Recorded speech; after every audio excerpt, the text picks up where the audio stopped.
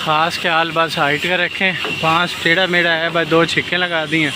اور border check کریں کتنا ہے. نیچے وہ کڑا لگا کے اس کے اندر وہ لکڑی ڈال دی ہیں، اوپر ڈرل سے سوراخ لگا کے فکس کر دیا.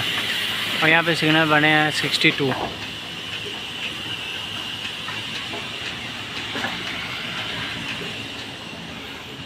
اور راؤٹر ہم اس کو نیچے لگائیں گے.